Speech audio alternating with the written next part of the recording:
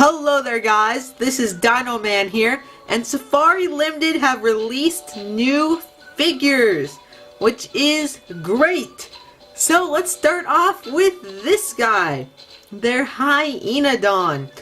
This guy looks amazing. I mean, just look, he's like all shaggy, he's got stripes. It reminds me a lot of the Hyaenodon from Walking with Beasts. It looks great. And then when I zoom in, let me do that for you. You can see it's snarling. It's probably maybe snarling to intimidate a rival or something like that.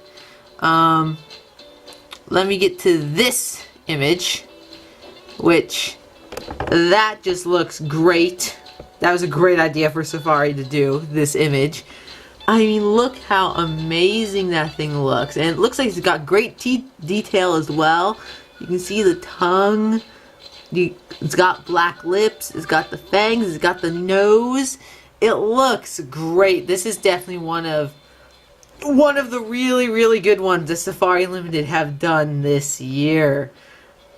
I'm definitely going to be getting this guy as well. He's definitely near the top of the list with the Ankylosaurus and the Anzu. He is really good. Also, they've added this the shiny stuff, so it looks like the inside of his mouth is wet, and they've also added it on his nose, so it looks like his nose is wet, which is a very nice touch. He's got a wet nose like a dog. Yeah, so this is another mammal Safari are doing this year. They're doing a lot of mammals this year. They've done 6 mammals, or 7, depending on how you look at that, but then I'll get to that in a second. But I'm happy with it, because I think prehistoric mammals are pretty underrepresented, and they are very cool. And also, before I go, this guy, Hyaenodon, also lived with Dimetrodon. I'm pretty sure it lived with Dimetrodon. It at least lived with Entelodon. So you could probably use those two figures in a diorama set, if you want to, because that would be pretty cool. Next up is their Macrauchenia, or as I like to call it, the llama tapir, because it's basically what it is, the llama with a tapir head. This looks very nice. I like how they've made the feet black, and I like how they made the head black. There's something just I don't know what it is, but there's something very appealing about the color scheme. It looks like a very nice figure, and I will probably get this because it does look very nice. I don't really have anything else to say about it other than it does look very nice. Next up is a sauropod I've never heard of before. I believe is pronounced Malawisaurus, which looks very nice and interesting. It doesn't immediately super stand out to me as being amazing. It's kind of got a tiger pattern going on. Here's a full body image. This is one I probably won't get until I see people do reviews on it, because it just is something that I think in hand will either look not that good or will look great. So I'm gonna wait and see for this one. But definitely looks like a very interesting sauropod, a very interesting color scheme. This one's not going to be as big as their Amargasaurus. This one's 14 inches. But that's pretty similar in size to the Amargasaurus. It's only 2 inches longer. It's still over a foot. Next, they are doing a Triceratops, which I'm very excited about because I'm pretty sure Schleich is doing a Triceratops this year, and no one else has really done a Triceratops in a while, so I'm very happy to see a new one. This looks like a Triceratops horridus because the horns are curved and not straight out, and judging by the size of the nose horn, if it was a Triceratops porosus, because there's 2 different species of Triceratops, then the horns would be basically straight and the nose horn would be longer. But it looks very nice. They have the reptilian underscales like Ceratopsians should have, and when I do that, go on the zoom in thing, you see they have included the little bumps which are very important because we do have a Triceratops skin impression that has those little bumps in that exact shape on the scales. They're not like a bump scale themselves, they're more like a bump that comes off the scale. We're not sure exactly what those are for, since that Triceratops skin impression is currently in private hands, so it hasn't been examined by an expert yet. But overall, the figure looks very nice, and I'm very excited for it. It's definitely not one of the top ones, but it's still a very nice figure. Yeah. Next up, this is the one that I meant by the possible 7th mammal, considering how you look at it.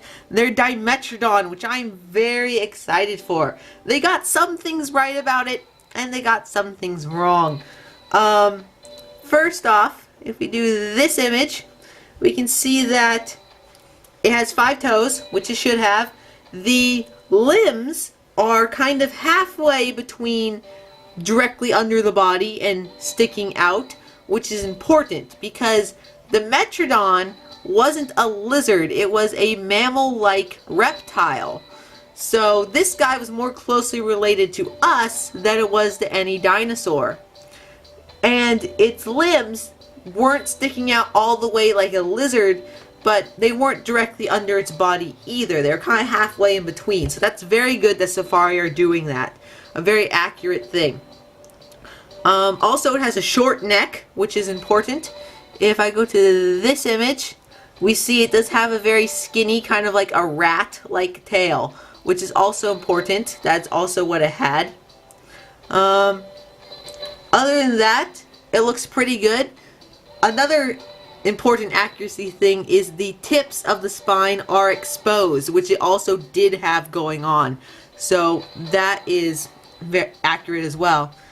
And another accuracy thing that's good is they did not give it an ear hole, which is good because the Dimetrodon didn't have an ear hole. It could hear, but instead the skin would just kind of like cover up where the ear was, and sound would have to go through the skin and then get into the ear. It didn't have an ear that poked out, or it didn't have an ear hole. I have 2 inaccuracy things about this one. First off, with the inaccuracies, the back, the muscly part of the back should be going slightly higher on the back of the animal, and then the spine start. And then also, they covered it in scales. Now, Dimetrodon did have scales. We don't have any skin impressions from Dimetrodon itself, but we have skin impressions from its relatives. One of those relatives is actually Hyaenodon, which Collect is doing. But we know from the Hyaenodon skin impression that the majority of its body wouldn't be covered in scales. It would actually be covered in skin, like softer, oily, gland-filled skin, like we have, like mammals have. Most of its body, like this whole area of its body, should be covered in that. And then the scales would be on the tail and the underside of the animal. So the fact that they covered it in scales is not super duper accurate. And then of course there are some speculative things about the Dimetrodon that aren't confirmed yet that would have been kind of nice to see, but we don't know. It would have been nice to maybe see some hair on it, since it was a mammal-like reptile. But if it did have hair, it would probably be more like elephant hair, very, very sparse. So it would be understandable to not necessarily put that there. It would also be interesting if they gave it like a mammalian nose, like the Hyaenodon that I was showing you guys earlier. That also would have been interesting because it might have had that, but we don't know. But overall, the Dimetrodon does look very nice. They gave it nice colors on the sail, red and yellow, which definitely means that they're probably leaning more towards it being used for sexual display, which I always like to see. And overall, it does look pretty nice, and I probably will get it because I would say this is probably the most accurate Dimetrodon figure available right now. Definitely more accurate than Schleich's and definitely Papo's. Papo's is not super accurate. It's going the lizard way. But overall, I definitely think the figure's pretty good. Not the best figure they've ever made, but I still like it. It's pretty good. I'll probably get it just because it is a much more accurate Dimetrodon than what we currently have available to us. And then last is their Raptor minis. This is basically a scaled down version of their older Velociraptor, the non-feathered one. These are pretty tiny. Like very, very tiny. Just let me look at, they're 1.5 inches long. That's pretty small. And not only that, but you get 192 of them. I personally don't need 192 tiny little raptors. They would work as like a baby, but I don't want that many of them. And because there are so many of them, they cost almost $120, which that's a ton of money. I could buy 12 normal size figures for that amount of money. So definitely, unless of course you want, I think that the price is worth it for how many you're getting, but unless you want 192 tiny little raptors, I personally would not get this one. So yeah guys, that is Safari Limited for 2018. I do not think they're going to release any more because they've released a decent amount of figures now. They might release more, who knows, but this will probably be the last part. But overall for 2018, I think it's pretty good. I dare even say it was as good as 2017, or at least it looks like it's going to be. Definitely on the list for my top figures is their Ankylosaurus, their Anzu, and the Hyaenodon. But they do seem to be doing very nice this year. The only figure I don't really like is their Uintatherum. But other than that, they are doing fantastic this year in my opinion. But anyways, that is part 3 of Safari Limited for 2018. My thoughts on them. That is it. Dino Man, out.